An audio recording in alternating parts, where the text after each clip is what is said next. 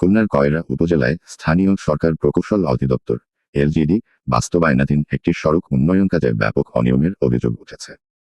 মঙ্গলবার উত্তর মাদারবাড়ি সীমানা থেকে রনুবাগ কেয়ার সড়কে পিচ ঢালাইয়ের সময় এলাকাবাসী নিম্নমানের কাজের অভিযোগ তুলে প্রতিবাদ করলে ঠিকাদারের লোকজন কাজ বন্ধ করে চলে যায়।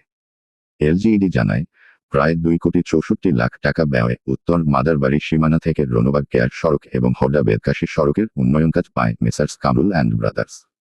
পরে প্রকল্প সংশোধন করে 1 কিলোমিটার সড়ক উন্নয়নের কাজ অব্যাহত রাখা হয়।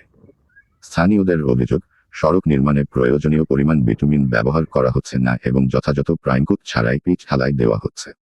ফলে কয়েকদিন আগের ঢালাইও হাতের টানে উঠে আসছে। এছাড়া নির্মাণাধীন গাইডওয়ালের বিভিন্ন স্থানে ফাটল দেখা দিয়েছে।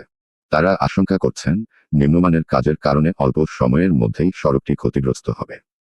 এলজিইডির উপসহকারী প্রকৌশলী আফজাল হোসেন বললেন, কিছু স্থানে প্রাইমকোট কম হওয়ায় পুনরায় কাজ করার নির্দেশ দেওয়া হয়েছে। বিটুমিনের রাস্তা পুরোপুরি শক্ত হতে অন্তত 7 দিন সময় লাগে বলেও তিনি উল্লেখ করেন। ঠিকাদারি প্রতিষ্ঠানের পক্ষে কাজটি তদারকি করছেন মহেশ্বরীপুর ইউনিয়নের বিএনপি নেতা হাসান। তিনি বলেন, ঠিকমতো প্রাইমকোট করা হয়েছিল, তবে বৃষ্টির কারণে কিছু অংশ ধুয়ে গেছে। যেসব স্থানে ত্রুটি হয়েছে সেগুলো ঠিক করে দেওয়া হবে। এদিকে এলাকাবাসীর সড়কটির নির্মাণ কাজে অনিয়মের অভিযোগ তদন্ত করে দায়ীদের বিরুদ্ধে ব্যবস্থা গ্রহণ এবং মানসম্মত কাজ নিশ্চিত করার দাবি জানিয়েছে।